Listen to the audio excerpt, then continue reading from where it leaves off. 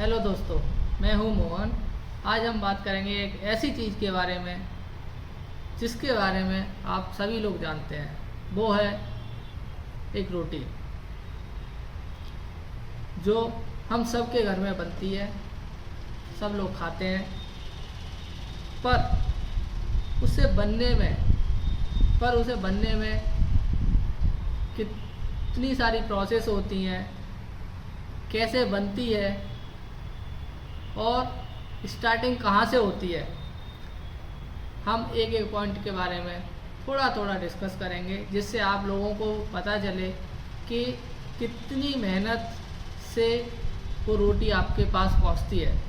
हाँ, तो हम बात करेंगे एक किसान के बारे में जो रोज़ाना सुबह उठता है, खेत पर जाता है, कड़ी धूप मिट्टी में मेहनत करता है और उसकी वजह से हम रोटी खा पाते हैं।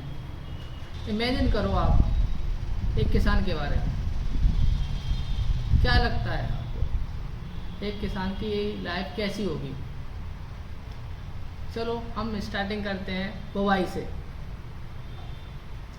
बुवाई से पहले तैयार होते हैं खेत। जो किसान खेत तैयार करता है, फिर उसमें बीजों को बोता है इसी उम्मीद के साथ कि वो कुछ समय बाद एक पेड़ पौधे के रूप में तैयार होगा। बुवाई होने के बाद फिर टाइम आता है, कुछ टाइम बाद सिंचाई की जाती है, पानी दिया जाता है। पानी कितना देना है, कब देना है, ये सब किसान ही डिसाइड करता है अपने खेत के अकॉर्डिंग। ज़्यादा दे दिया तो फसल नष्ट हो जाएगी, कम दे दिया तो खेत सूख जाएगा। तो बैलेंस बना के रखना पड़ता है।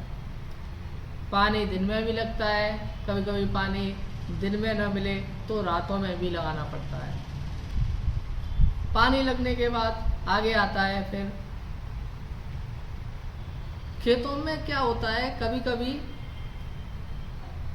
अनयूजफुल प्लांट उगाते हैं। अनयूजफुल का मतलब जो किसी काम के नहीं है वो उगाते हैं।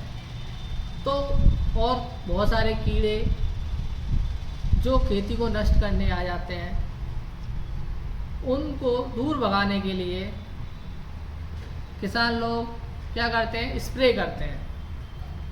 स्प्रे कब होती है?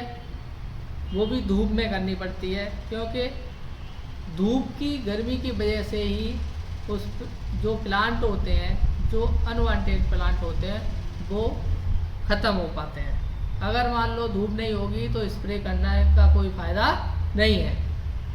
तो कड़ी धूप में स्प्रे करते हैं। स्प्रे करने के बाद फिर आगे इंतज़ार करते हैं कि कब पानी देना है। फिर ये प्रोसेस होती रहती है पानी लगाने वाली, समय समय के अनुसार। और फिर इंतज़ार होता है लंबे समय तक, करीब 5 से 6 महीने तक, बहुत लंबा समय इंतज़ार, जो कि आज के टाइम पे लोग 5 मिनट में बोर हो जाते हैं। किसान 5 से 6 महीने तक इंतज़ार करता है फसल को करने में। फसल तैयार हो जाती है 5 से 6 महीने के बाद। काफ़ी प्लांट बड़े हो जाते हैं, बालें आ जाती हैं गेहूं की। हम अभी गेहूं के बारे में बात कर रहे हैं नॉर्मली। तो फिर उसके बाद वो प्लांट सूखने लगते हैं। सूखने का मतलब वो प्लांट पूरा कंप्लीट हो जाता है तो उसके बाद ड्राई होना लगता है, सूखने लगता है। सूखने के बाद उसकी होती है फिर कटाई। किसान और किसान का परिवार कड़ी धूप में कटाई करते हैं। सुबह से जाते हैं, दोपहर तक काम करना, काटना, फिर थोड़ा रेस्ट लेके फिर काटना। फिर उसके बाद आता है इकट्ठा करना। इकट्ठा करने का मतलब है कि सारे को, जितना भी गेहूं के पौधे हैं, उन सबको एक जगह कलेक्ट करना या एक जगह इकट्ठा करना। बड़े बड़े ढेर लगाए जाते हैं। वो भी कोई आसान काम नहीं है। उसमें पूरा परिवार एक साथ काम करता है और सारे लोग मिलके गेहूं के पौधों को इकट्ठा करते हैं। गेहूं के पौधों के बंडलों को इकट्ठा करते हैं, क्योंकि काटने के बाद ही बंडल बना दिए जाते हैं, तो आसान भी नहीं है हर चीज़। इकट्ठा करने के बाद फिर इंतज़ार करते हैं कि उसे गेहूं और दाने को, गेहूं से दाना और भूसे को अलग किया जाए। दाने को अलग करने के बाद जो भी प्लांट में बचता है उस सब का भूसा बनाया जाता है और उसे अलग करने के लिए थ्रेशरिंग की जाती है। थ्रेशरिंग एक मशीन होती है, उससे अलग करते हैं। और जब गेहूं अलग हो जाता है, भूसा अलग हो जाता है, उसके बाद जाके आप लोगों को वो गेहूं वहाँ से जाने के बाद चक्की पर जाता है। चक्की पर जाने के बाद आप लोगों को वो मिल पाता है आटे के रूप में, गेहूं के रूप में, और उसे आप तब खा पाते हैं, या उसकी रोटी बना पाते हैं, या पराठे बना पाते हैं, या फिर पूड़ी बनाते हैं। जो भी आप बना के खाते हैं वो उसके बाद आपको मिलता है। आप सोचिए कि किसान ने कितनी मेहनत की आप तक रोटी पहुंचाने के लिए। पर मैंने बहुत सारी जगह देखा है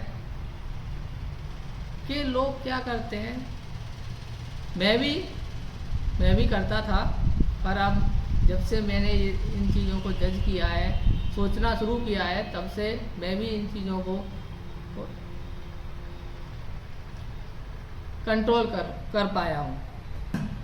मैंने बहुत सारे लोगों को देखा है, यहाँ मैं भी जुड़ा हुआ हूँ, पहले मैं भी था, जो मैं भी करता था। कभी कभी क्या होता है, हम खाना बहुत सारा ले लेते हैं और पूरा नहीं खा पाते, तो क्या करते हैं, उसे डस्टबिन में डाल देते हैं। अब सोचिए, बहुत सारे लोगों को तो खाना मिलता भी नहीं है। मान लीजिए एक किसान ने कितनी मेहनत से एक पौधे को उगाया और कितने समय तक इंतज़ार किया, उसके बाद कितनी सारी प्रोसेस हुई, और आप उस खाने को कैसे वेस्ट कर रहे हैं। मैं बस यही चाहता हूँ कि आप सब लोग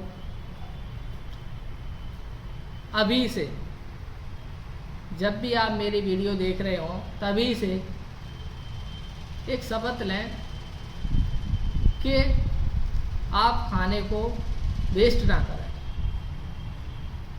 कैसे भी ना करें, जितना खाएं उतना ही लो। सच में कितनी मेहनत है, किसान कितनी मेहनत करते हैं गेहूं को उगाने में। और हम में ऐसे कुछ लोग ऐसे हैं जो खाना प्लेट में ही छोड़ देते हैं। सोचिए, एक किसान की मेहनत को आप कैसे इज्जत दे रहे हैं।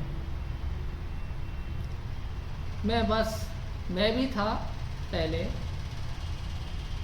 पर जब से मुझे इस मेहनत के बारे में पता चला कि धूप, पसीना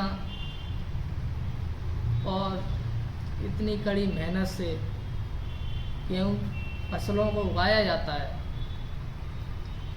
और हम इतने आसानी से खाने को बचा देते हैं और फिर वो डस्टबिन में चला जाता है। तो मैं बस यही चाहूँगा कि आप लोग